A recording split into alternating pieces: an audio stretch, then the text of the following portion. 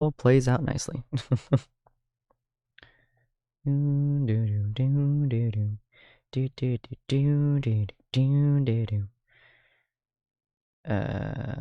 Eventually it'll play nicely. Hopefully. Maybe. Possibly. Oh, there we go. I think that did it. Don't. There we go. Alright, it is now working. I actually be able to hear myself before I talk. Alright. Hello and welcome, dear patrons, to the Tables of Tartarus, a chapter of Purgatory Corner. I'm here. Today our storyteller is Corin, and we are going to be continuing the tale of Jumpchain, RWBY Edition, Terminal Season. Come on in, take a seat, and let your imagination run free. And as always, a huge shout out to Pastry Boy Fritter. I currently am getting over a head cold that's been lasting since probably Monday of last week, I think. So about a week or so now. And so I'm going to sound kind of terrible, but thankfully everyone else sounds kind of healthy. And yeah, feel free to check out the rest of our content. And if you guys want to be shout out like Pastry Boy Fritter, feel free to go to our Patreon, and you guys can see we have a lot of different aspects there of various things you can help us with, including NPC creation, town creation, all the way up to BBEG creation, if you so wish to, for my stories or the different TTRPGs that I create. All right, Goran, take away. What if I don't want to take it away? Then don't. Okay. Then maybe I won't. Well, then you should. Fine, but only because it's fun. Fair. Welcome back to good old-fashioned torturing the play. I mean, TTRPGs. Don't know how I mixed those two things up. So, as I recall, last time on whatever we're calling my fun torture sessions, I believe that you wanted to adjust your equipment, increase some of the strength, that stuff, maybe do some training of your powers. I will say that if you want to if you want to choose like hard focus on upgrades, that'll definitely give you better tools and the like. If you want to focus on just your semblance, then you'll get a lot of progress with your semblance. If you want to split your time between the two of them, you'll make progress with both, but it won't be as much as if you completely focus down on one. Alternatively, you can provide a reason why you'd totally be able to do both. Roleplay is best. I have a reason why. Is it because for you they're the same thing? Kinda, yeah. Because Jackalope needs an arm that can actually withstand him. But explaining his semblance, most people don't understand the power he has behind it. So he kind of also needs to show people the power that's behind it, so they understand what he needs made. Yeah. Okay. I could see that, since your focus.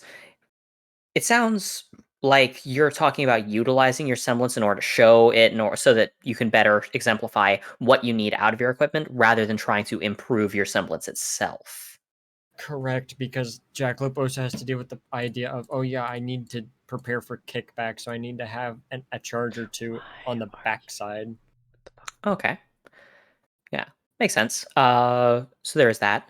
You'll be focusing largely on your equipment then, in terms of direct improvements. Correct.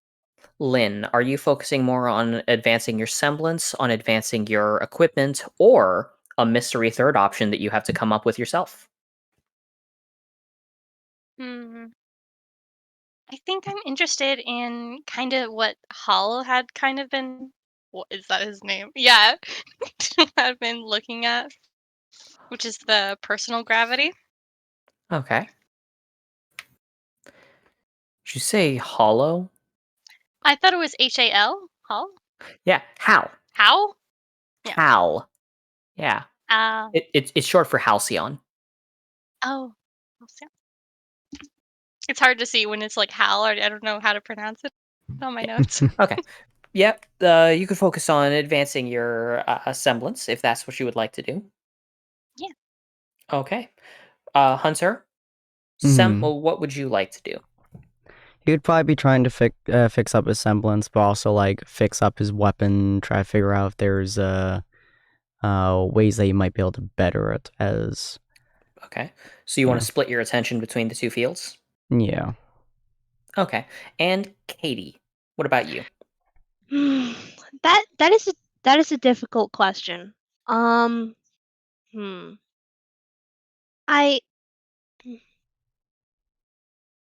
I feel like I should be working on the weapons because I don't know what I would be training on my semblance.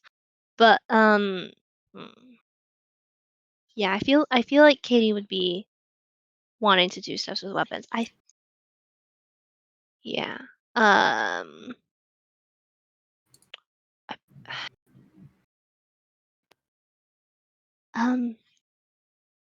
I was wondering, Katie, could you also get some bombs for me in like slips?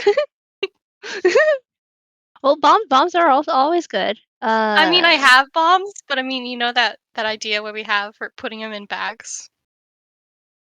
If that's what you Yeah. want to do, you don't have to That's do just that. isn't that just bigger bomb but with extra steps? It's I was thinking of 3 grenades in a slip that kind of looks like, like a slender kind of thing, so you can check them. Ah, yes, but here's an idea. What if you just made bigger grenades? A bigger bomb. I don't know. Can I check it?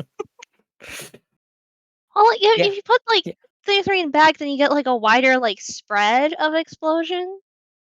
Not So well. yeah, It it's probably depends. not Like, enough. yeah, technically speaking, if you have 3 grenades and you set them off, as opposed to a grenade with the force of 3 grenades, it's the same explosion. However, she does raise a valid point when talking about like throwing them in terms of weight and the like. If you have 3 inside of like a I don't know. Imagine the difference between throwing a potato and putting it, or just like throwing a really big potato versus say throwing 3 potatoes that are wrapped up inside of a sling. When you spin that sling True. around and then like let it fly, it can get some pretty serious distance on it despite having a heavier weight, or arguably even because of the additional weight due to the nature of how momentum works. So if you wanted to do like it would be more of a lob type, but that's probably how most of you are going to be using grenades anyway. So that would be probably a pretty feasible thing. Yeah. Yeah. I think we're also talking about like proper like smoke or flashbang grenades with glitter. Cuz I blew up Hunter that one time.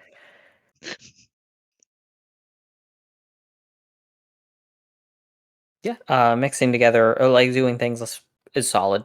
My brain completely shut down for a second there. But yeah, That's all right. making things like smoke grenades and glitter bombs is absolutely a thing. If that is indeed what you said, and my brain didn't cut out. Yeah, that's what I said. No worries. Okay, good. Oh, Cool. damn. What's I'm the like damn? different seeing all kinds of this. I'm like, bombs. damn. What's up? Oh, go ahead.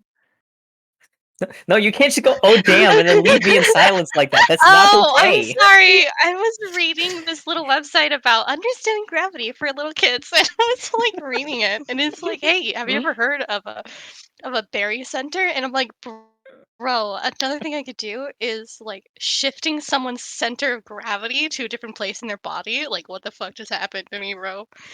Yeah, It's like, it's kind of like what that's you've cool. well, it's sort of like what you've been doing before. Since if you alter the gravity around a person around specific portions of their body, obviously now their body is pulling in 2 different Well, directions, and but I their mean, like, center of gravity.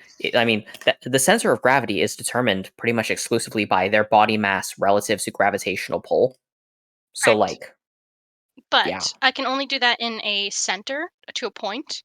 But if I specifically point out, like if I had the ability to focus on it, like their shoulder is their center of gravity, like how they would deal with Well, weight well, now distribution. you've got me curious. How would you like? So the center of gravity basically refers to basically Raining where crates. their mass is sort of like it's a result of mass localization.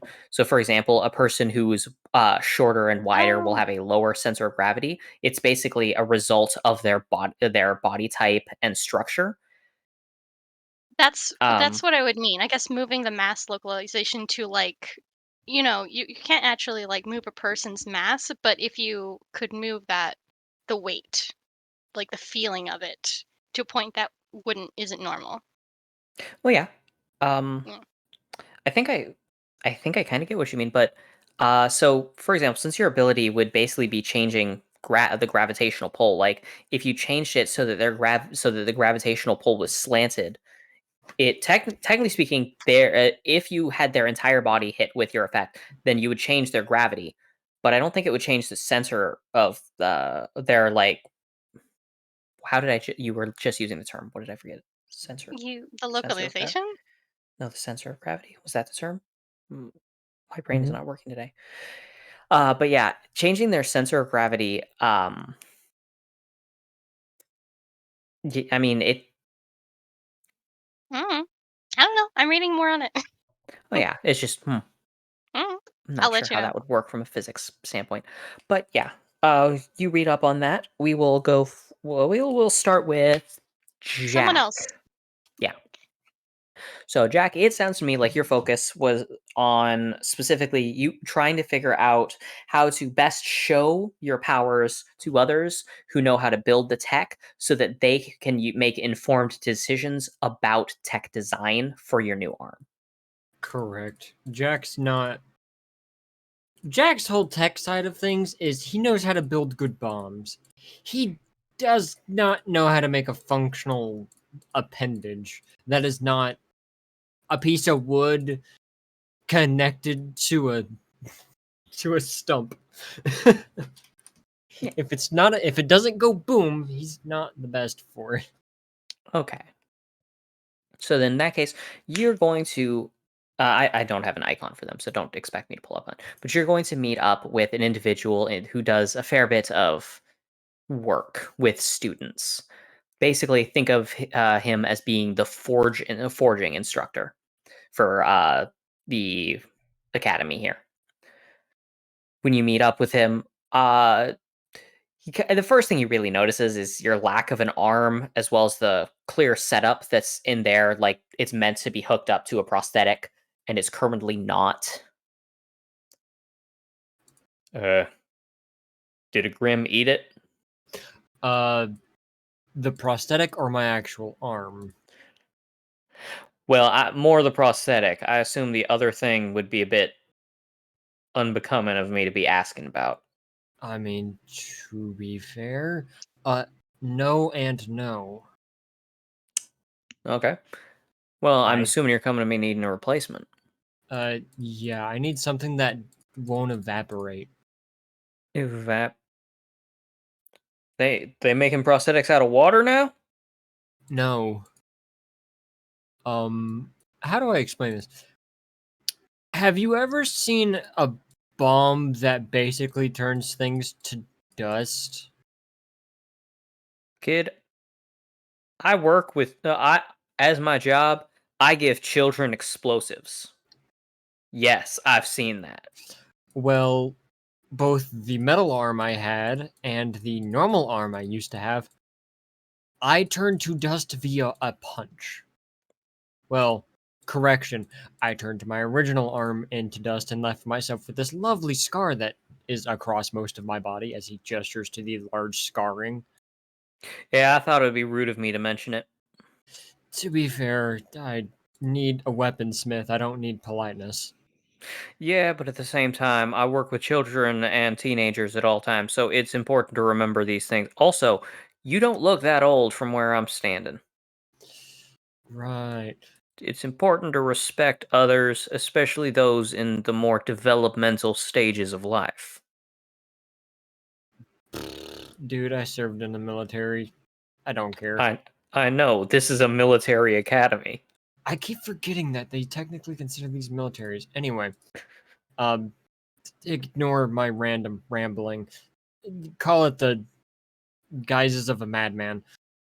Anyway, I need an arm that can withstand enough kinetic force that the train. That's a good way to put it. You know that train that slingshots you across the world? Are you asking me to build you a arm that could catch that train and not break? Yes. Okay, cool. So first off, clearly you need to start by taking a class over in the applied physics section, because that's not going to work conceptually. Like that, you have no idea how fast that train goes if you think that any force on Earth is going to be able to stop it proper. No, Would well, things more break. like, more like, yes, things break. My last arm broke because it couldn't withstand my semblance. All right. This is Well, that is the way I can describe it to you without getting into the theoretical physics of a bomb and a nuke, which I'm pretty sure people don't even know what I'm talking about when I say nuke. no. Think of the Is that like that bullshit they're doing up in Atlas with their nuclears? yes, but on a level of destruction that can level an entire city. Yeah, that just sounds like Grim with extra steps. That is my semblance when I get it powered up. Cool. I Well, need I'll be frank here. I already know who you are, Mr. Jackalope. That's the correct yes. name? Good. I got informed a little bit ahead of time by I was told that I was authorized to access the clown account. Yes. Okay.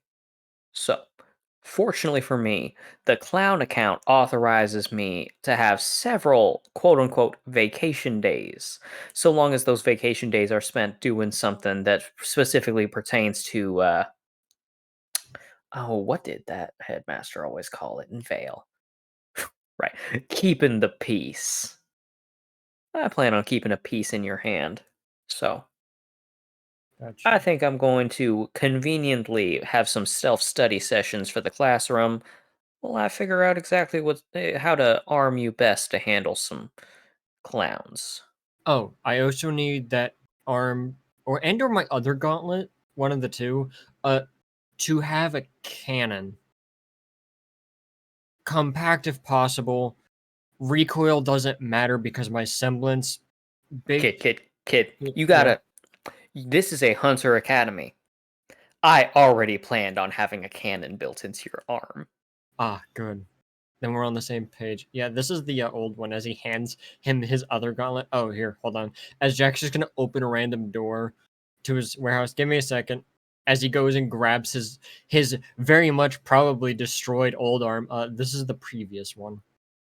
She was not kidding when she said you're a wizard. Y- yeah, no, yeah, no. Nothing I say should be taken with a grain of salt. I am being very literal. I don't do what's the word? Metaphors, similes. Exaggerations. I'm not a fan of hyperbole. I get you. Yeah. Uh, I disintegrated a Chimera Grimm's upper torso, and in doing so, I evaporated my arm. Oh. Yeah, I knew. Vaporized. That's the word you're looking for. You vaporized it. That's the word. Yeah. Yeah, that makes way more sense to me. All right. Well, I'll tell you now. This ain't the first time that I've had someone vaporize their own weapon. First time that weapon was made of flesh, I will admit. But I suppose that's an expression of your semblance more than anything else. So, how about you and I take some time to explore how your semblance works a little? I can start building up pieces of, elements, and then we can start figuring out exactly how we want to proceed. Oh, all right. Well, I can already begin the process of building up power for it. All right. So Jack's just gonna start hopping at max strength, but absorbing as much of it as possible, so it looks as small a hop as possible. Okay. We'll say that overall, it's a relatively slow build up in order to do that, but it will still build up. So I'm going to have you roll a d6 just to kind of establish time. Uh, the higher the d6, the faster you're able to build it up. Not crazy fast, but after a while, he's like, you need help?" If you want to punch me in the face, that makes it faster. That's not a joke. Hmm. Any form of kinetic impact, whether that's caused by my own body or someone else's, impacting with me, I can technically take the charges from it, or the Alright. energy. Well, fortunately for you, I've got a little bit of a power that don't, it works fairly well in conjunction with that, I'd say. So, I'm going to guess that your semblance tries to, absorb that energy, and when you have a single impact point, it can be that when you take damage from the impact, it's because the amount overcame the amount you were able to absorb, correct? Yeah.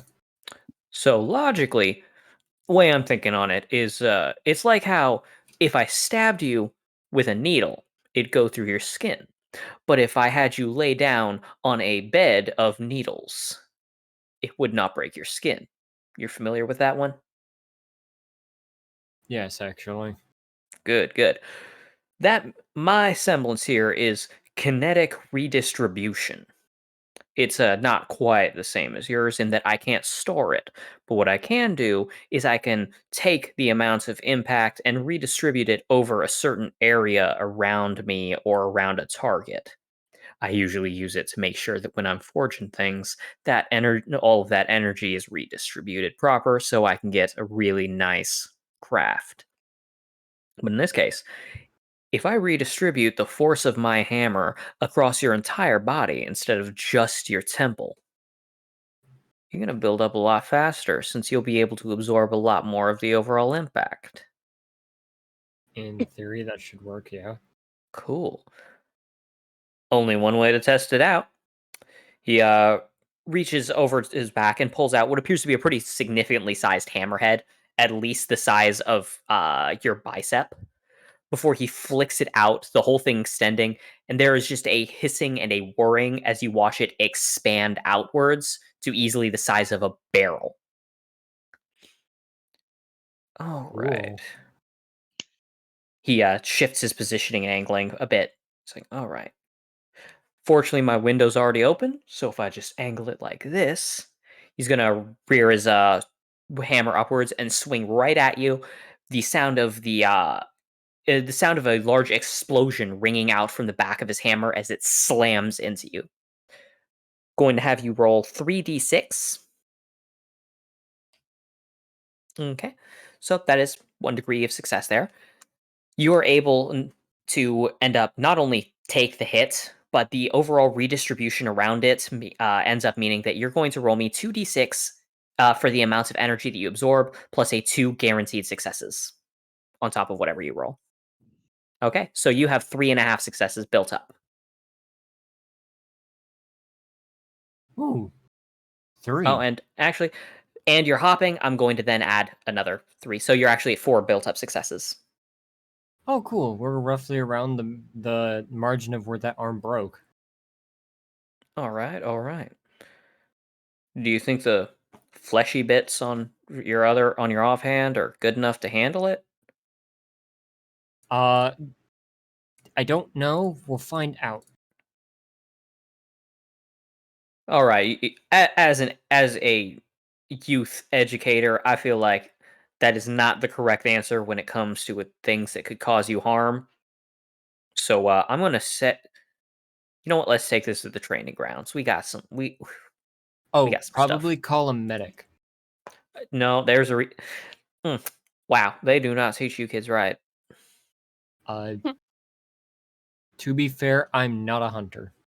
Oh, I'm a deputy hunter because of circumstances. oh, okay. Well, ordinarily I would not be allowed to teach you things, but he did authorize the clown account, so I don't care. It pays too good. Follow me, kid. I'm going to introduce you to the nice, beautiful glory of the simulation room, which is, you're going to have a good time in there. Fair enough. When you arrive there, it's basically an area where the entire system is built around utilizing natural dust energy and the like to prevent overall harm. And it's a place where you're going to be able to train more extensively without risking juicing your own bones. Huh. So that's where you're probably going to be spending a good amount of your time working together with this blacksmith as he just continuously guides you, figures out things.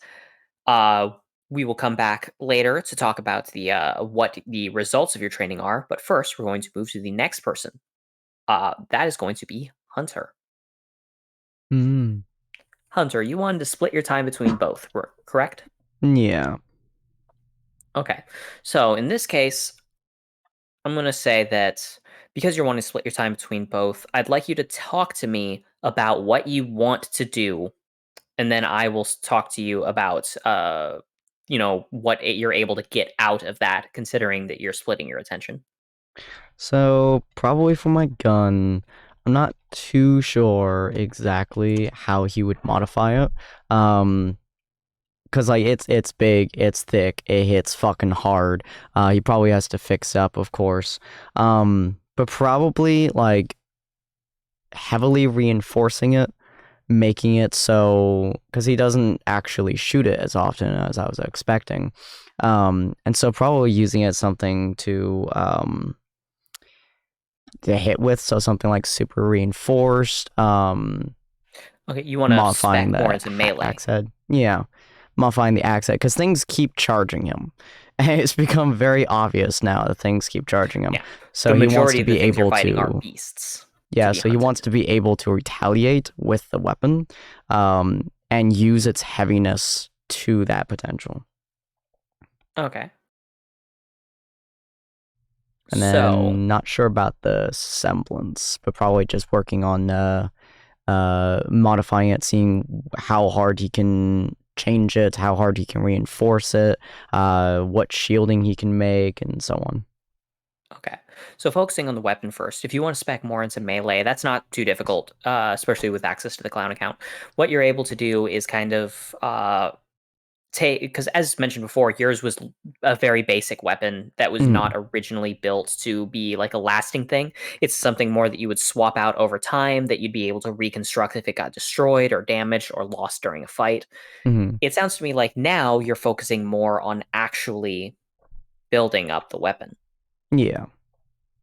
So in this case, you're probably going to be focusing on using stronger, tougher metals. Overall, your weapon is going to get heavier, which is going to limit your maneuverability a little bit. But in turn, it's going to make it so that your weapon impacts harder due to how momentum works.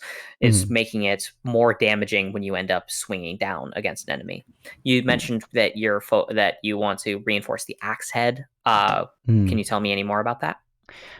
So currently, I believe that it's a free movement with a locking system. That way, no matter which angle he's spinning his weapon, he can still use the axe head. So probably he would be making the axe head a little bit thicker. Probably leaning more into being able to hit people instead of digging into the ground. Considering I have unexpected weapon as well as Mecha Shift Engineer, I can utilize all its functions while in melee form, which is very effective. So probably heavily focus on making it something that he can use as either a battering ram or a giant baseball bat, basically. Roll me a d6. Okay. Since you're splitting your attention between two things, I'm going to have a roll to balance things out. Oof. Yeah, I figures. Okay, so I had an idea, and you are not going to hear it at all. That Ouch. is, yeah. Sad. You have my condolences. As you are able to go through this, you are able to reinforce your weapon in the way that you would like. You're able to spec it into melee. You're able to make it heavier, more durable. You're able to make a larger axe head on it. Overall, it ends up firing the same caliber. It's not getting stronger or weaker in that regard. Overall, it's just that your weapon is now capable of like hitting harder. Additionally, it is worth noting that because you mentioned your ability to continuously use all functions of the weapon inside of its melee state, that does mean that you are still able to fire your gun fully while it is inside the melee. So even if you are mid-swing on an attack, keep in mind that technically speaking, you could miss your axe swing by inches and then just pull the trigger when the barrel lines up with the person's body. So there is that. And in terms of your semblance, you mentioned one like being able to increase hardness or things like that. You currently are capable of creating 3 layers. Not 3 layers, 3 simultaneous quote unquote instances what defines an instance is going to be subject to moments and moments evaluations on what is and is not an acceptable representation. Obviously, creating one pyramid-shaped barrier is still one instance of a barrier, even though it's technically composed of like 5 technically facets. So, however, if you wanted to create multiple layers of one barrier, then even though there's only one facet 3 times, it would still be 3 unique instances. Now, is there something specific that you would like to work on in that regard? I'm not too sure what he would be working on in terms of it. He would probably be trying to test its resistance. So like how much damage can it take before it snaps? Because that's a very important thing to know for Cage as well. Yeah. So firstly, you're able to tell that they're fairly resistant. They're strong enough that they could take a hit from weaker creatures fairly easily. However, it also depends on, your level of focus. If you're because it's based entirely on your ability to focus on something because you're actively utilizing your ability, that means that if you, for example, forget that it exists somehow, it would dispel itself. If you're distracted by something else, such as say, if you were afflicted by the rage thing, you would have trouble maintaining your barrier. Things like that. And when you have that trouble maintaining that barrier, they become weaker and easier to break, more brittle, basically. However, it also means that if you were to spend your entire turn on reinforcing the barrier, making sure it stays strong, it would in turn make the barrier even stronger. So in terms of durability, it depends on whether you're facing off against something that's really strong and whether or not you're paying close attention to it. There's no single idea of how strong they are in terms of like gauging it, because basically its health pool, the barrier's health pool is variable, and the strength of the people inside the barrier is variable. Okay. That's about all he would be focusing on then.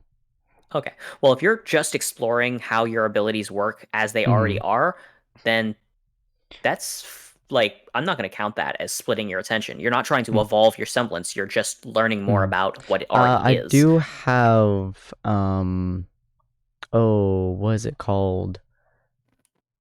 I want to be a hero, which also makes it so any of the training that I do, I'm significantly faster at it.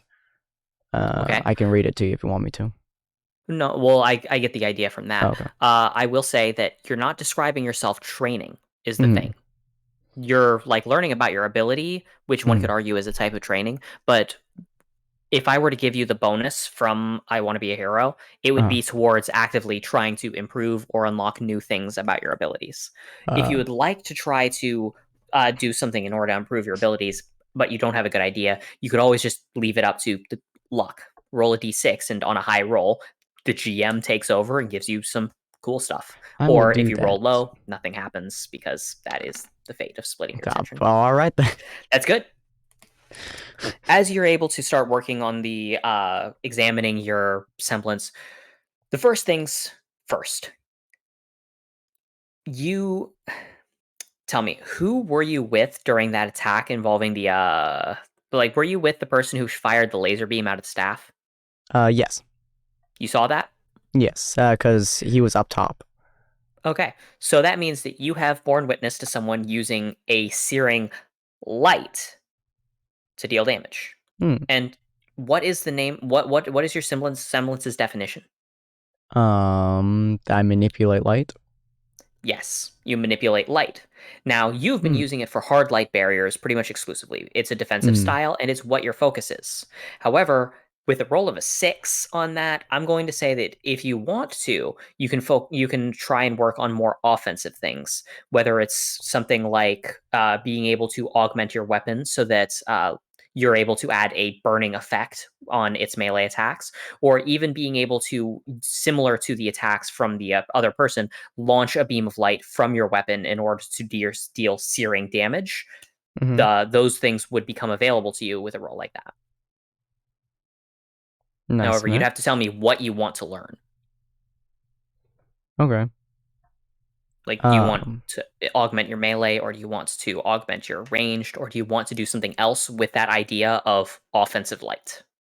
One of the things I kind of want to do with that light is I like the idea that when I shoot, I could, in theory, force the bullet in a certain direction. Like, I could force the light to make it so the bullet is more likely to follow that direction. Because there's many things, obviously, that can cause a bullet to get moved away from wind to hard other stuff like that. I doubt that it would be deflected by anything, but like savage winds or other things like ricochet that bounces off the bullet that causes it to veer slightly or move, or hundreds of different elemental aspects. I like the idea that, in theory, putting light in just a single direction and firing across or with the light would cause it to more likely hit somebody, Okay. removing some of the basically elemental aspects. Yeah. So you're gonna roll me 2d6 here. Okay. Yeah, 2d6, and we're gonna check your successes. Every time.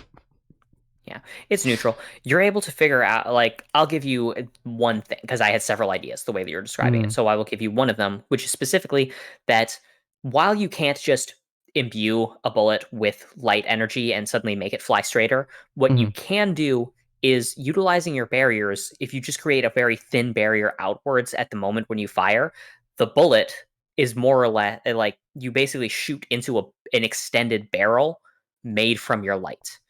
Now it can go out for a fair little while, but it basically means that for a longer period than normal, your bullet is unaffected by things like wind, because the wind is being broken by the structure of the barrier.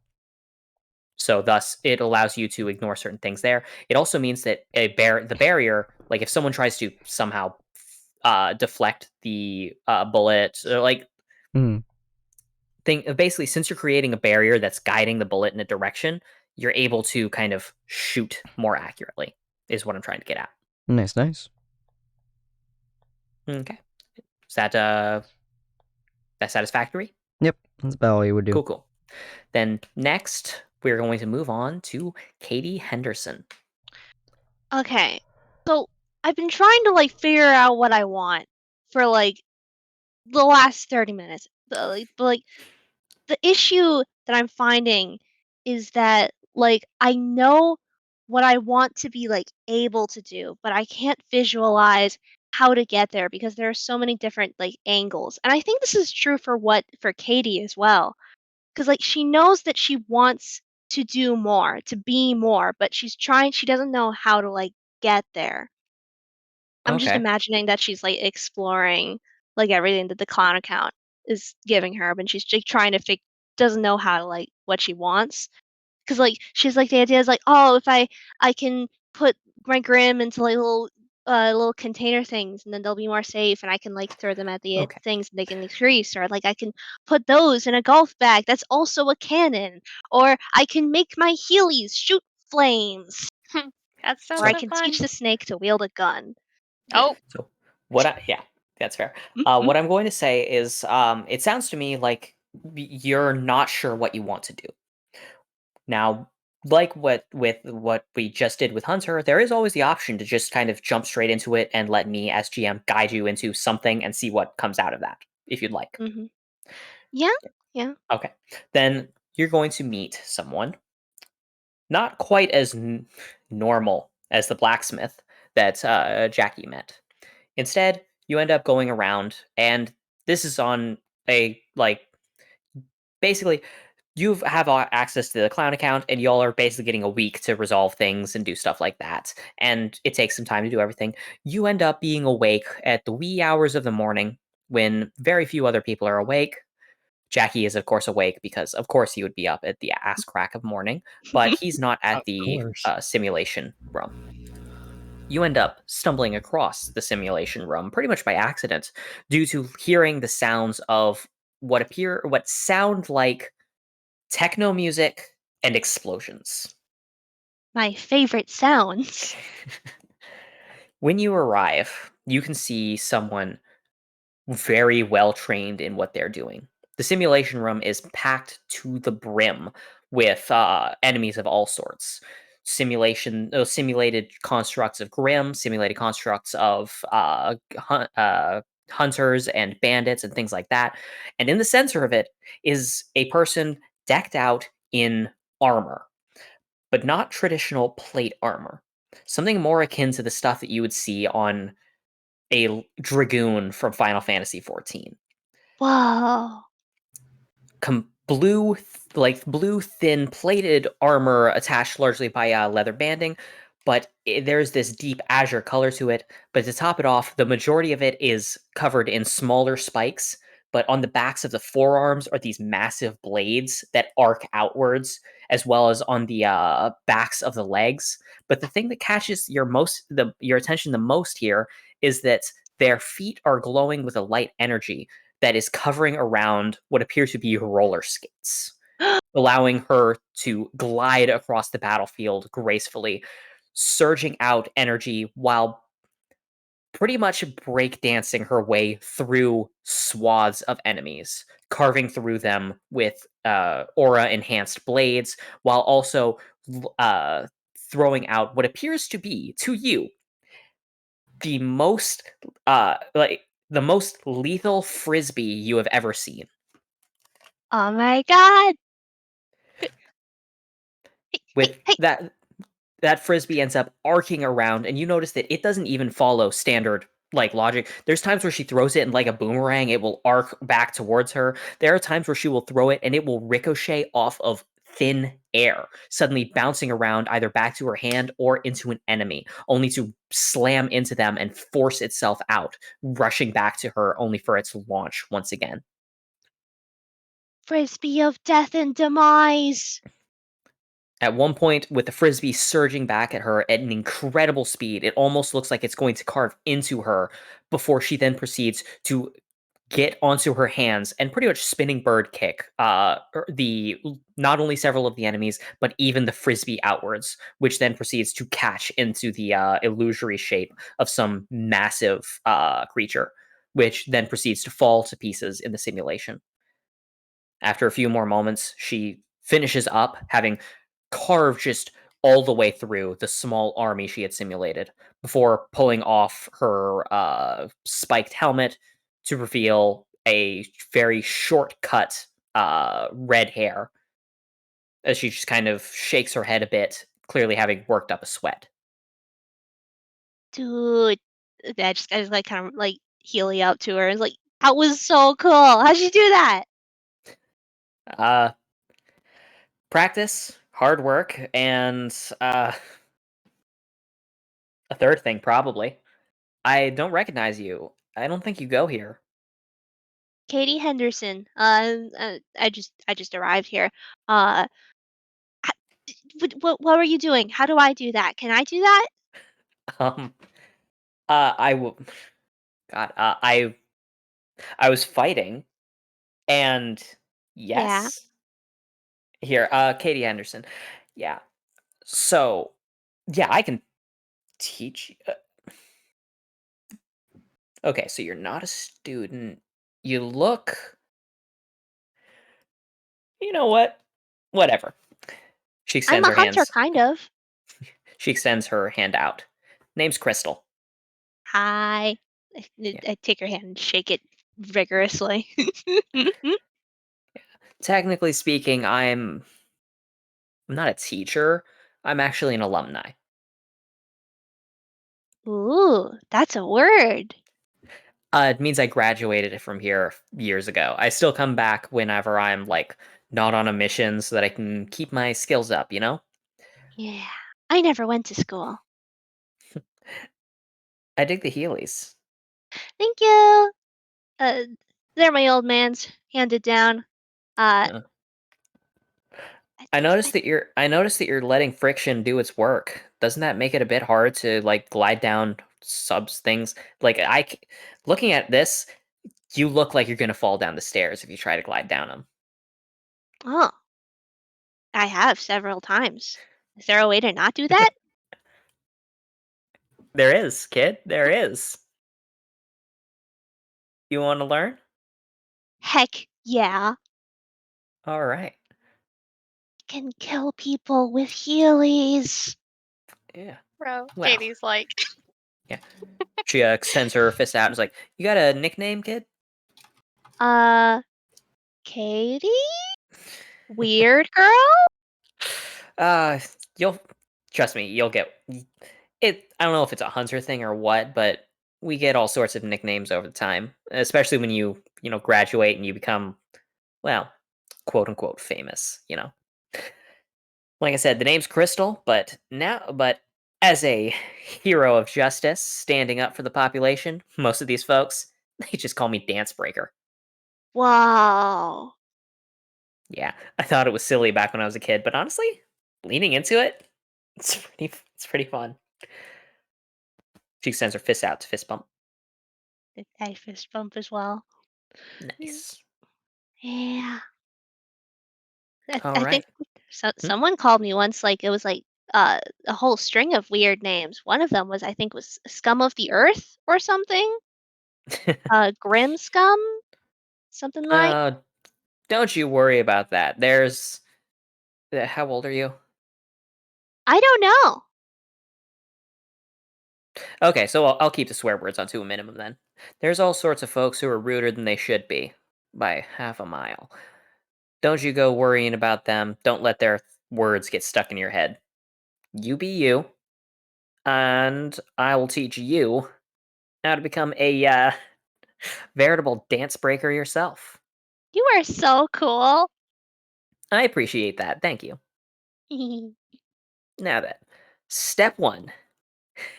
She kind of flexes a bit, showing the her armor plates ripple a bit as you can see that each of the small spikes are bladed. Clearly, even if something were to grab onto her, they would get injured. And she's like, "How good are you at giving weaponized hugs?" I like to think I'm pretty good at hugs and weapons, and probably also weaponized hugs. I never killed Well, someone with a hug before yet. let's change that, shall we? So what she's going to do is she's going to focus on teaching you more maneuverability as well as help equip you so that you can deal a lot more melee damage with the ability to move around faster, get more melee damage, as well as specifically the reason I'm introducing you to her is to teach you the skill necessary so that you can do combat wheelies. Yes.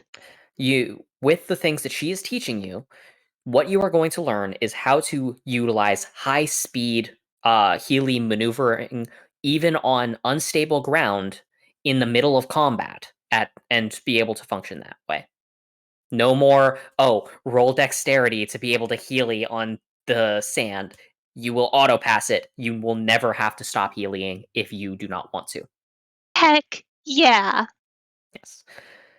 Along with that, she's going to focus on, because you mentioned the weapon a fair bit. In this case, you're not going to get a lot of development with your semblance. I will say that, just upfront. This is mostly focusing on you, your equipment, and your abilities. Upgrading your Heelys. Now, in the case of your guns, let's see. I'm trying to remember. It would be inside of art, right? We have an art section, don't we? It's in characters, isn't it? If I scroll What? up, because I want to see your weapons the way you drew them. Yeah, But I need I to keep can scrolling. resend them back. I'm pretty sure they're in there, but I can probably You can send them resend it back. real quick, then that would probably be faster than me scrolling. Yeah, absolutely. Yeah, yeah, and Oh, there we go. Found them. okay. You basically Okay. have what appears to be like something that looks similar to flintlock pistols, but with a big old blade attachment. Mhm. So in this case, she's rather than making it so that the blade flips out the way in order to create that extension, instead she's basically that you see that first junction point right at the barrel. She's basically making it so that it's permanently attached there, so that the blade arcs upwards. It won't get into the way of the bullet shot, but it will mean that you can always slash forward in order to catch the opponents. But along with that, she's adding blades that are meant to extend outwards at the other side, now looking more like you could go to full-on crab claws, like snip if you wanted, or you could do a pullback slash, things like that. Her main, as you probably noticed, her main gimmick is that if she gets in close, she wants to. If she gets hit, she wants it to hurt them as much as it hurts her.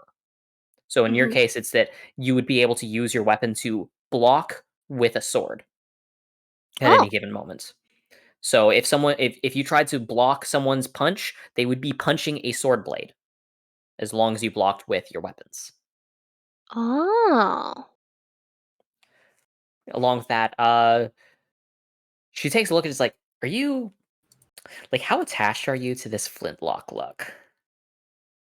Uh, I have I don't know, I made the weapons themselves. I mean, I'm attached to the guns themselves, but if we want to modify it, I'm always up for that. Like to modify. Okay. I don't want it to get destroyed, but I mean, upgrades are good. Well, I just mean like, do you want to lean into the flintlock style, or do you want to move towards something more quote unquote modern? I've got ideas either way. I just want to know your preference. Um, hmm. What do you mean, like modern? Something more like, uh, you know, gun looking. Like you've got a flintlock look, and it looks like something more piratey. The heavier base portion, as well as the front opening out into more of a flared exit point. It looks like it's modeled after the kind of flintlock that you see on a pirate's hip in like 100 years ago on the high seas. Oh. Whereas a more modern gun is designed more to be compact, more sleek. So I guess it depends on the design, doesn't it? Hmm. Basically, I mean, do you want to keep the pirate look? Can we keep the pirate look? We absolutely can. Cool. Thanks. I mean, Captain Cupcakes is a captain for a reason, and I don't know what's up with Senor Nyarlathotep. Cool. Well, then let's take Captain Cupcakes and let's see. What if we extend the barrel to be a bit longer than Senor Nyarlathotep? What we can do is we can kind of, because the thing about flintlocks and the like, you're supposed to load the powder separate from that. What if we doubled down on that idea? Hmm. Instead of firing like Nyarlathotep can still fire slugs, sure. Uh, what if Captain Cupcakes is more about firing concentrated dust itself? Ooh. So, oh, she reaches into her pocket and pulls out something. My teammate actually made this. It's what I'll admit, I don't have a single creative bone in my body and not an original thought in my head, but she flicks it open and you can see that it's basically a small wand. She slots in what appears to be a powder, a little cartridge of powdered stuff. And she then flicks her wrist, and a spew of flame erupts outwards. The wand being a flamethrower as she does it. Oh. Now, if you're firing slugs, you're not really doing the same thing. But if you want one of your guns to shoot bullets and the other one to be, an elemental blank thrower, whatever you want blank to be based on your dust, that's an option. That is so cool. Oh, Cool. Yeah. She swaps out the fire thing for a different one, and she shows you a couple different ones. The electricity one literally fires a continuous bolt of lightning outwards that just fills the entire room with a sense of ozone. The ice one shoots out like a shard of ice that, when it impacts against the ground, ends up spreading outwards instead of just shattering, creating a frozen portion. It's like, yep. And in fact, this one's going to be a little expensive, but she slots in gravity dust. And let's see. I think she said ends up swinging outwards as a bolt of gravity shoots outwards, and you can see that where it impacts, suddenly all of the stuff around it gets shoved towards it. Oh. pulling everything in the area sharply towards it. But notably, only metals. Oh. Yeah. Yeah. Still haven't figured out the why. I assume it's crazy physics malarkey, but if you fire off a bolt of gravity dust with this tech, it ends up creating like an electromagnetic interference thingy, which causes metals to get pulled towards them. So, Mm. like, if you want someone to get impaled with a whole bunch of sharp things that you left inside of the area, so like, say she removes some of her plating from her armor, throws it outwards, and fires another bolt, and the spiked armor surges in and slams into the sensor portion, kind of wiggling around a little bit before falling and hitting the ground. It Mm. works really well for me because it means that if the enemy ends up knocking off a whole bunch of my armor, I can just turn my armor into projectiles. It's Whoa. pretty cool. Creepy sun cultist guy won't know what hit him. Those were words. Yeah. So things like that. I'd say that's how I'd kind of upgrade Captain Cupcakes there. For Senor Norlethatep, it sounds to me like, it's a gun. Uh, I'd say, would you want like rapid fire sorts of shots, or would you want singular, more powerful shots? I think machine gun technique always works, you know. Okay. Then I know a guy who can upgrade your weapon a little bit, increase its rate of fire. It should work fine. Nyarlathotep will be great at shooting out tons of rounds in order to lay down suppressing fire. And Captain Cupcakes is going to be a veritable cornucopia of elements. It'll be pretty solid. Yeah. Okay. But before we can do that, I must teach you the most important skill in my entire repertoire. Mhm. Point lift those toes up, because it's time to healy, kid. Yeah. Once you can go up the stairs at 30 miles an hour, you know you'll be ready. There we go. No semblance development, but because you focused everything on one, you basically got guaranteed successes on what I would normally make you roll for developing your equipment. Mm. Bada bing, bada boom. Hopefully that was satisfactory. Yeah. And now we move to the fourth person in our lineup. Hi. Hi. I had several ideas. Okay, lay them on me. I know I don't really have an attack repertoire. Wow, big words today. But I don't know. I wasn't really thinking because mostly I use my gravity wells like all the time. So if I'm like using an attack with gravity, I feel like it doesn't really coincide with what I'm trying to do because I can just attack without gravity. But that's for later. I was thinking, um, like effects instead, because I think I'd rather like to train my ability than damage stuff. I don't know. So I was thinking like blindness, how gravity affects light, that light doesn't have any mass, but it is energy. And if something exists, then gravity affects it.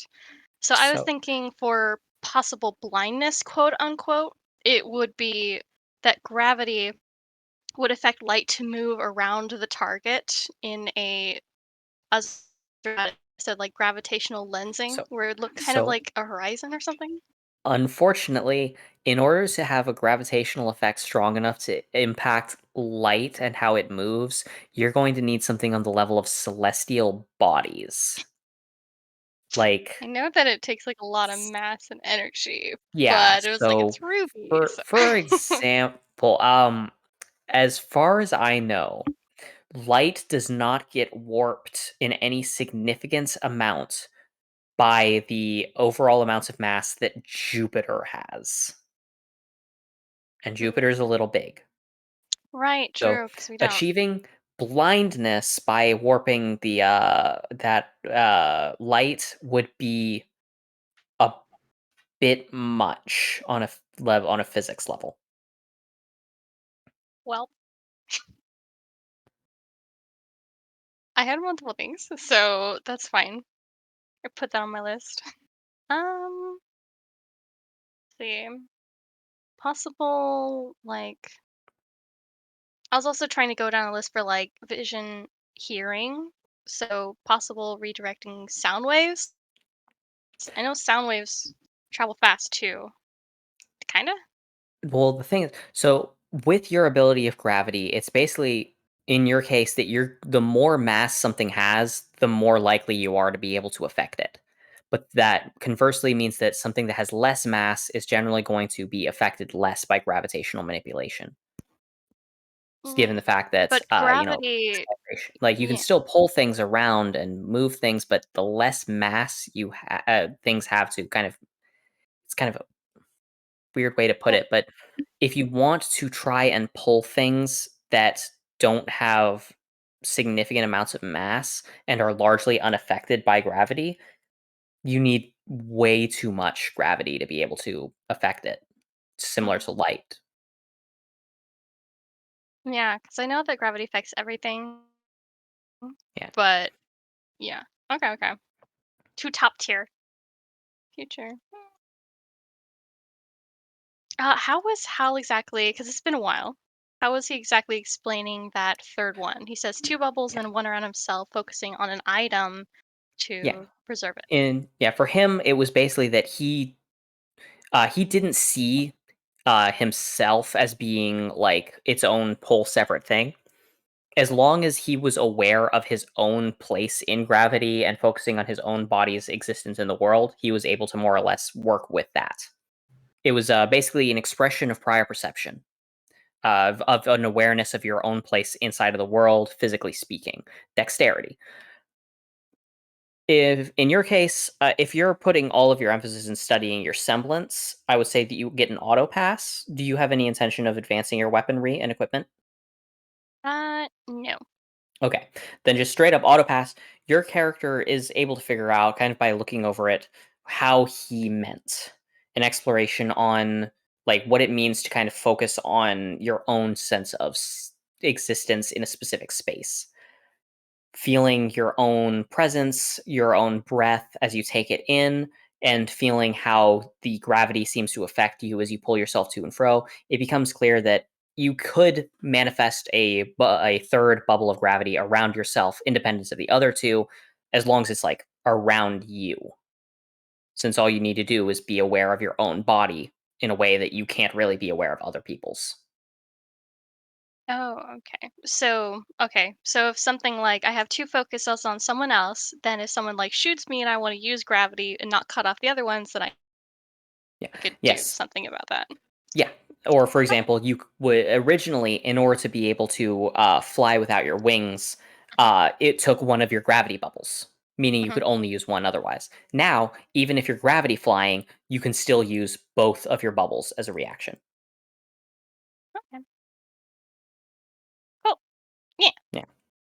It's Along with good just that, to upgrade the stuff, so that's fine. I can do yeah. it. Well, there is another thing. In terms of gravity, one thing that you are able to do is this is going to be guaranteed success. It's not something I've seen you try to do, but it is a thought. You have two bubbles of gravity you can use. Have you thought about creating those two bubbles of gravity occupying the same space in opposite directions to basically pull somebody in two different directions very sharply at the same time? Uh, I thought about before I had not because I thought that they would like cancel each other out. So are you talking about in a way that they wouldn't cancel each other out? Yes. So think of it as Stretching? yeah, pretty much. In this case, imagine you have a circle, right? Mhm. Split that circle in half. The top half of that circle is pointing, it has gravity going up. The bottom half of that circle has gravity going down. You thus have an individual being pulled in those two directions. That is something that I would say that your character could learn how to do during this training arc, if you would like. Sorry, I'm a little dumb. Can you explain that one more time? Okay, well, here, just imagine a person, right? Now imagine, like, from their hips upwards, you create your bubble is pulling them up. So they have a 1G pulling them up. But then their legs and down, that has 1G pulling them down. You can use your 2 bubbles, and with your training, they don't cancel each other out. They would just pull them in separate directions very sharply, thus stretching them out. Would this be disorientation effect or a damage effect?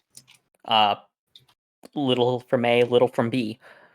Utilize A, it would deal some damage because you can increase the G force in order to pull them, as well as do it in a more targeted sense, like just trying to pull their leg separate from everything else. That's going to Mhm. hurt if you dislocate their leg.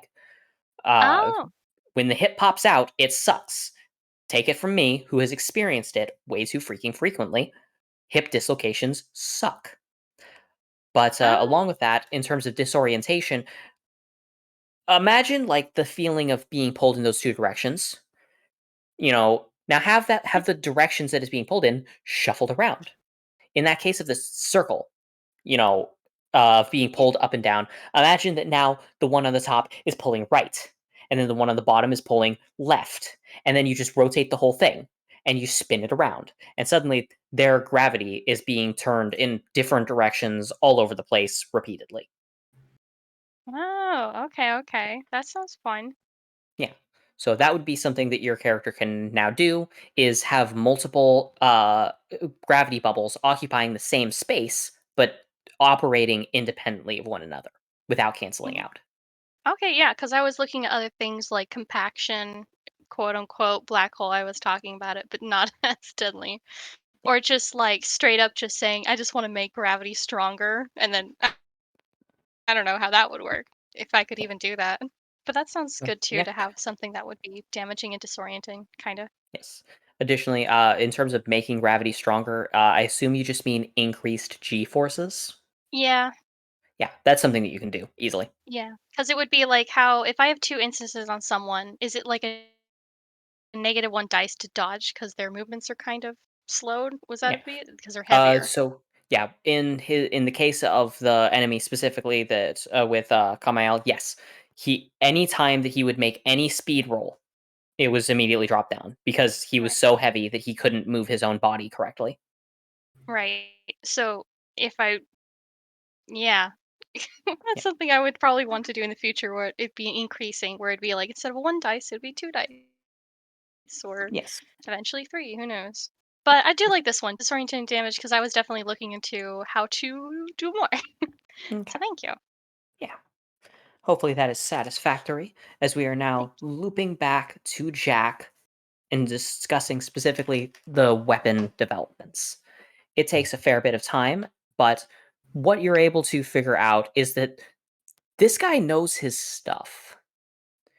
No, when he ends up doing some designs for the arms, or specifically your gauntlets, and your gauntlet and your faux arm itself, you notice that he has a lot of small interlocking systems that are specifically designed to work together in order to not dampen impact, but redirect it.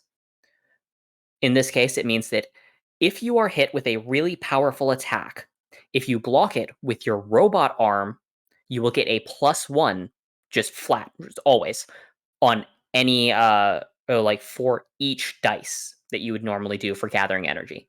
So for example, if someone were to hit you hard enough to give you 2d6 of charge, you get a flat 2 on top of that just for blocking with your left hand. Hmm. But along with that, uh, he creates it in a way that's like your previous arm was clearly a strong one, was well built, but it was not built for your semblance. It was a good prosthetic, but the person designing it didn't have a strong enough understanding of how you use your energy. Right now, you're dealing with a professional who has trained hundreds of superpowered children to use their abilities and to create weapons for them that harness their abilities in a smarter way. Previously, doing too many charges was obviously going to be a problem. In this case, you're less likely to damage your arm uh, when you do charges and the like. I think it was 4d6 that ended up causing problems in your previous arm, right? Or sorry, not 4d6, 4 guaranteed successes that caused the damage to your arm. Yeah, 4 guaranteed success, and I think it was like 3 or 4 Yeah. normal successes. Yeah. So in this case, you can use if you use 5 built-up successes, you will not accrue significant damage to this new arm. 6 and above, you're going to damage the arm, but 5 and below no longer deals damage to your left arm. However, be careful, as your right arm is not nearly as strong due to being made of flesh. So just be aware of that. With the way that everything's built and compensated, your left arm's increase in durability and function also means that specifically, if you use a guaranteed success, you're going to want to write this down specifically inside of your like traits or skills or something, so that you know that you have this ability.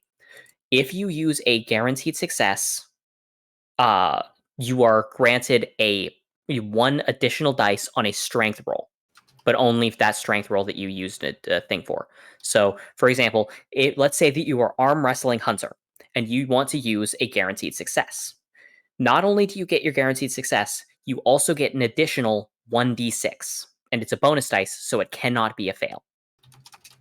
However, this is only for strength-based rolls that rely on using your semblance, that explicitly use your semblance for like strength. This Sorry. cannot be used for an endurance bonus. If I use a guaranteed success, I get an extra 1d6 to strength-based rolls. Yes. If that is used in that manner. Yes. In terms of the aesthetics, you notice that there are small, like almost interlocking, not quite pistons, like thin rods. And you notice that as you the more you flex your arm, the tighter those rods kind of come together in the area underneath the plating. So it functions almost like muscle fibers as they tense up and tighten, and in some portions even expand outwards, mimicking muscles. But from the way that they move, especially when you throw a punch outwards, you can feel that they're designed to carry momentum very well. There's something that feels, on just this deep level, satisfying to Jack whenever he throws a punch outwards and he can feel all of the accumulated weight and force of all of these little pillars inside of his body tightening up and swinging forward. It feels more well balanced than your flesh ever did. The mechanics doing what the flesh cannot. All right. Yeah, you hear a scoff from the guys like, flesh is, it leaves a lot to be desired. But he raises his hand, and it's pretty clearly like fleshy and the like, until you notice he pulls up a chunk of the flesh to reveal that it's faux skin, exposing like this. It looks like a weave of some sort of like pitch black fibers that, just from looking at it, it looks way even tougher than your armor or your arm. It's like, sometimes we crave the surety of steel. He moves the fake skin back, and it seems to adhere pretty well. Just a seamless covering. Oh, you're not wrong. Yeah. So, how's it feel? So far, so good, but I need to test. Give it a good run around, you know? All right. Sounds good to me. Yeah, gets up and adopts a boxing stance. All right, I'll play. Jack gets into a boxer position. Okay. He's gonna go ahead and let you make the first move there. If you'd like to roll for, I assume it'd be a strength for an attack. Yep. Okay. Nice. Degree of success. And for him, it's going to actually be... Oh, damn. As you throw the punch outwards, he throws his own punch, not focused on doing damage per se, but rather more focused on blocking. You notice that his punch seems like it's going to go a bit wide, it's going to miss your fist entirely until he catches his punching hand with the palm of the other and swings into an elbow strike right into your fist. as the impact goes against I assume you were throwing your left hand. Yep. Okay. You're going to go ahead and roll a d6 plus 1 for the charge.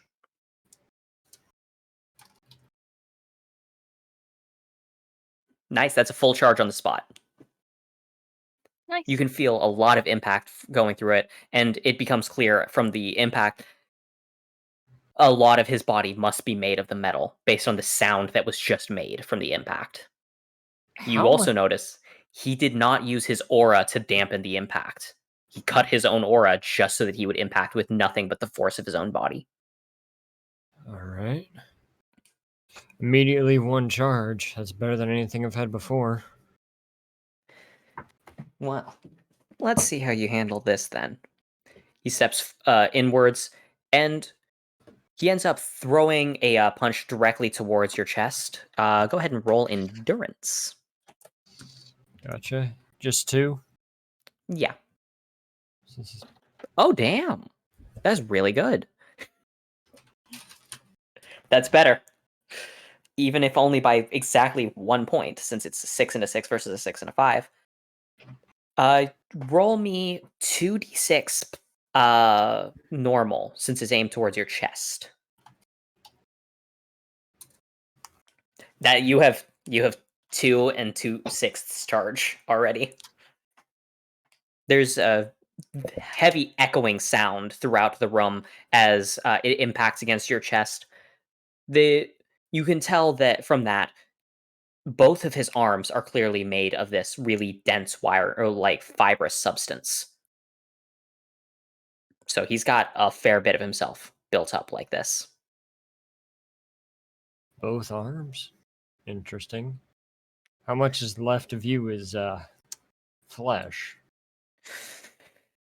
Well, it really depends on how you define flesh, doesn't it? Not the weird pseudo stuff like OG bleeds when you cut it. Oh, well, I'll tell you now. All of these organs are original, kid. Good to know.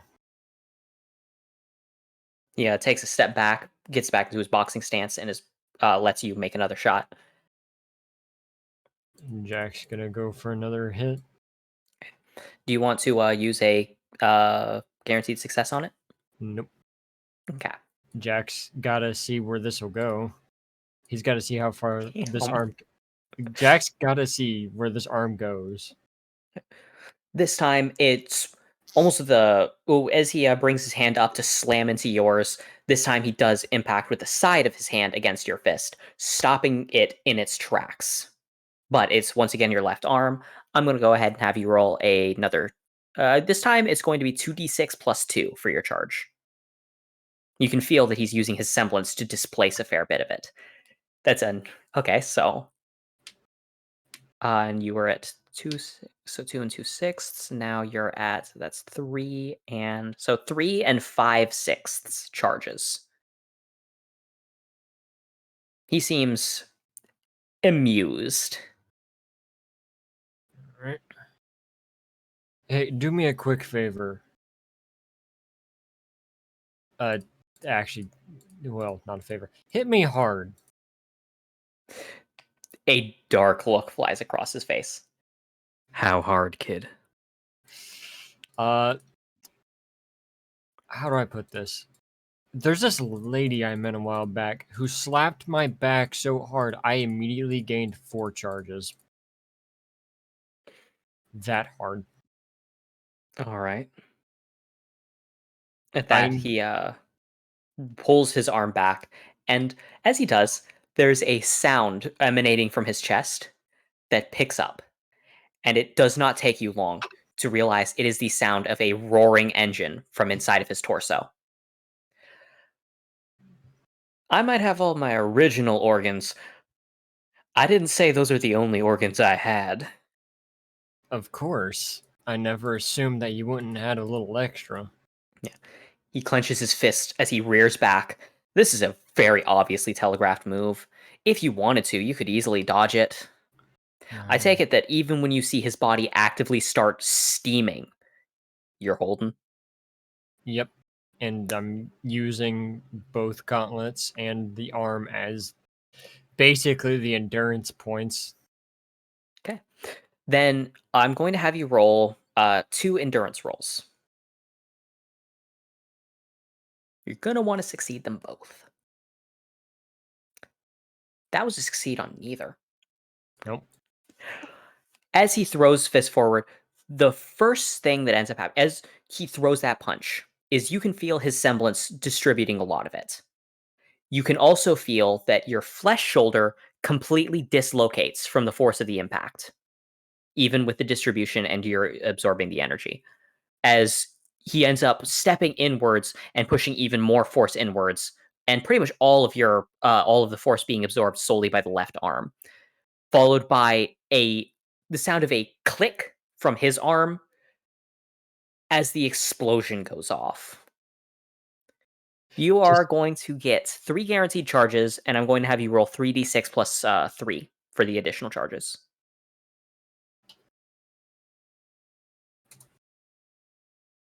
Okay. So with a 15, that's 6, 12 plus 3. So you're currently at, it was 3 and 5, 6. You're now at 6 and 2/6. So you have 6 fully banked up charges. However, you also have a non-functioning dislocated flesh arm and are knocked completely flat on your behind. He ends up dealing 13 points of damage through you. The whirring slowly dies out from his chest as he rolls his shoulder a fair bit. Good enough? Jax just kind of looks at his dislocated arm before slamming his shoulder into the ground to Oh. relocate it. Oh, kid, there's a better way to do that.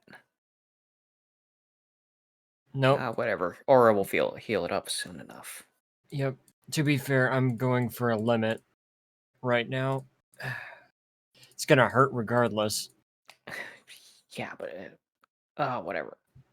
Lesson for another day. Yeah. I'm at 6. I need 2 more. 2 more. Kid, I thought we established that 6 is where we start damaging the arm. You trying to break a record? No, I'm trying to test a theory. Oh, God's sake, kid.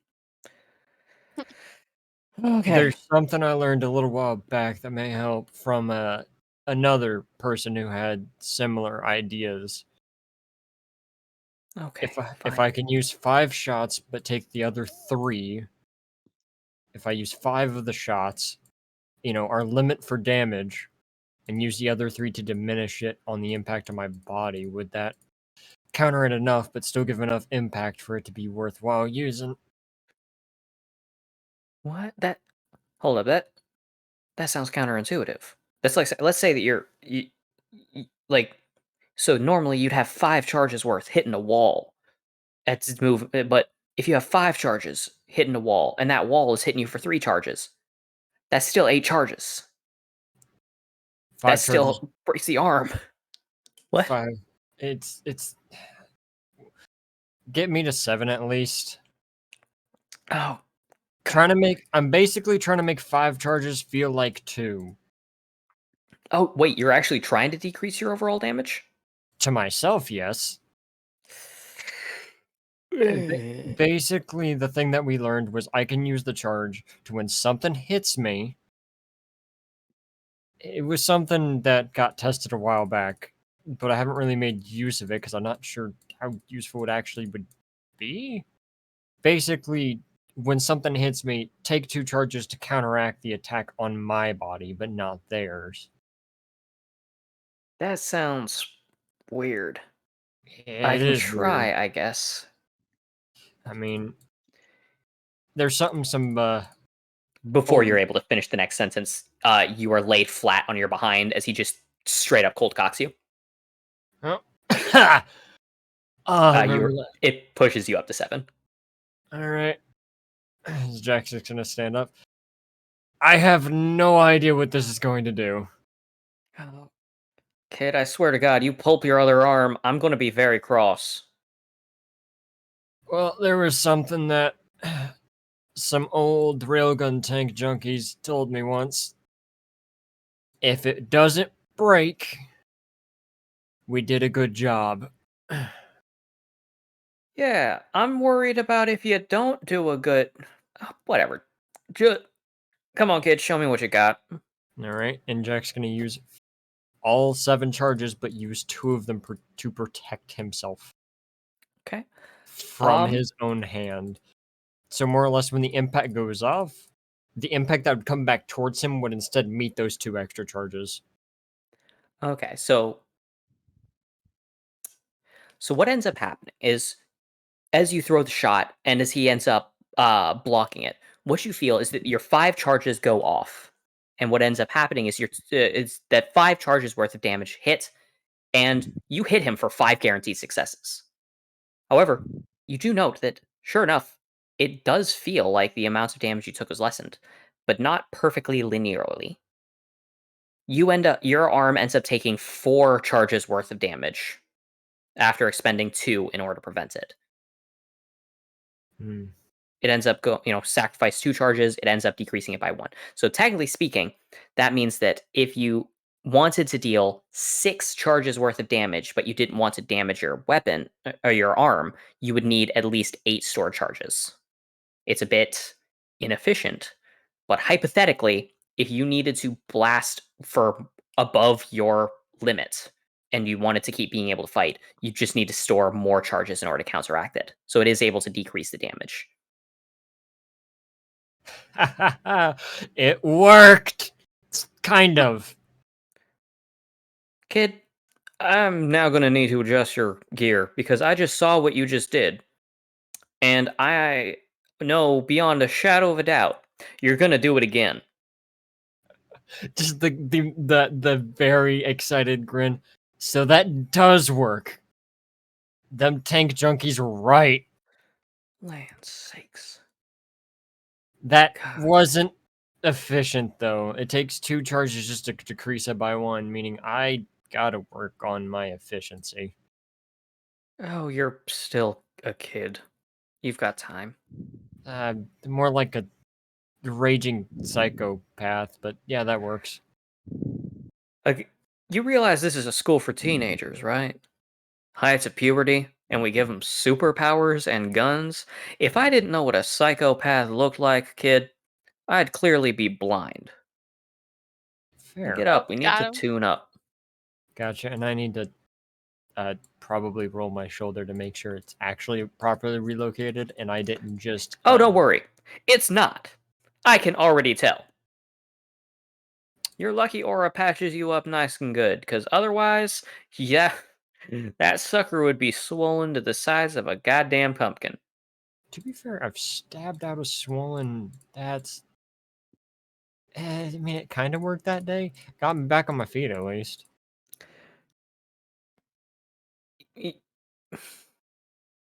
Kid, Yeah. you learned, it's clear to me, you've learned self-preservation. Next thing you need to learn is some self-goddamn care. Wasn't taught that in the military. No shit! That's why I just said, next thing you're gonna learn is it. I swear to God, if I'm going to teach you one lesson here, it is not going to be how to damage yourself less with the force of blowing yourself the fuck up. Kid, when's the last time you had an actual full ass meal?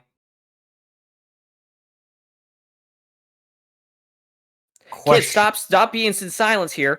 That's only making it worse. Question, what do you consider a full meal? Because what you consider a full meal, what I consider a full meal, may be 2 different things. The fact that you have to ask me that question proves that they are 2 different things. For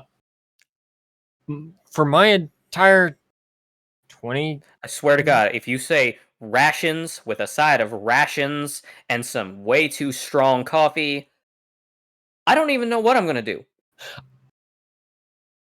Okay. We didn't call them rations. It was dried... No, I'm stopping you there. I am not I'm sorry. I am in my 50s. and, I am too young to be having an aneurysm. And I am 22. Yeah, you're a kid. I get it. Yeah, no. And the only thing I've eaten my entire life was dried meats and a coffee called drums that literally made people on their first tasting sing in the A sharp. And it keeps you awake for multiple days. That's all what I've the ever eaten. aneurysm feels like. What? That's a meal. It got me through war zones. Kid, I have subsisted off of rations and coffee in the past. And what I can tell you right now is that you are just actually wrong about this. I went 3 years without eating a proper meal, and let me tell you, once I got off that battlefield, once I got back to my house, I cooked myself up some steak that wasn't dried out and left in a ration box for 6 months. And let me tell you, at risk of sounding crude, damn near creamed myself. To be fair, I ain't saying I'm doing your laundry, but I'm saying I'm getting you a real ass goddamn steak. Fair enough. Well, I guess the only other thing I've ever eaten was like pork rinds I stole off a dude.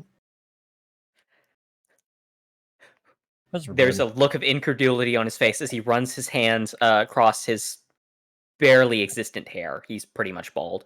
He says, somehow, and I do not know how, and I do not know why, hearing that you ate some pork rinds is somehow worse than hearing that you have subsisted off of biscuits and dried meat. The heck's a biscuit? God damn it, they don't even give you the right rations. Shut up and Gosh. follow me. I'm taking you to the kitchen. What the heck is a biscuit? Jack's just following him. They only had meat. He got dried. God. That's it. I mean, I'm getting you one of them biscuits. You're gonna eat a biscuit, and you're gonna eat. God, you're gonna need a drink for that biscuit. Eating a biscuit, no drink. should God, I I wouldn't bring even out my subject him to coffee? me. No! You're getting you know what juice is? Please tell me you know what juice is. Well, does a Monster Energy count? Fruit juice. Are we No, talking Monster prune? Energy does not count. Does What prunes the hell's count? Was what? A prune juice. Prune juice. Yeah. Kid, I'm 50. I know what prune juice is. No, it does not goddamn count. It just ain't the same. I don't care. Legally, biologically, yes, you are correct. But on an emotional level, if you tell me that prune juice and apple juice are the same goddamn thing, no, there's no God on there is no God that will forgive me for what I do to you. Actually, I think he would just watch and laugh. Yeah. Honestly, He's fair. We're His, drawing that kind of parallel. I mean, they're not that different, though. Oh, kid. What? You're gonna try a lot of juices today. Okay. I mean, what was I eating back when I was in Mistral? I don't actually remember. To be fair, I was fighting people most of the time and stealing their money. My year I've spent here has been weird. He ends up taking you to the kitchen. You try a various assortments and cornucopia of juices and various kinds of food. You end up eating some really good ham, some sardines, steak, and I'm going to leave it to you to determine in off time whether or not Jack just finds juices fine, or if he finds that he really likes juices, or if he realizes he has a favorite juice, or God forbid he somehow realizes his favorite juice is prune juice. Don't you dare. But that's something that we'll either have to discuss off stream or next time, because it's after 9 p.m., which means that we have to wrap up and finish today's session of Jumpchain. Yep. Hopefully you guys enjoyed this episode. If you guys did, all right, feel free to head over and follow the Twitch, which is where you guys are, or if you guys are on Tables of Taurus, then feel free to move over to our Twitch. It's where we go live every single Monday at 7 p.m. PST. It will actually probably likely not change because the place I will hopefully be working at here this week will be closing at 5, so I should be able to do this rather consistently. The rest of our schedule, though, will probably be adjusted to some degree. We'll see how that's changed and when I change it. If you guys want no more information about that, feel free to follow that link inside of the chat there to our Discord, where we're going to post updates whenever we get them. But aside from that, have a good night, watch our stuff, and we'll see all of you guys on the next episode. Bye. Auf Wiedersehen. Arrivederci. But yeah.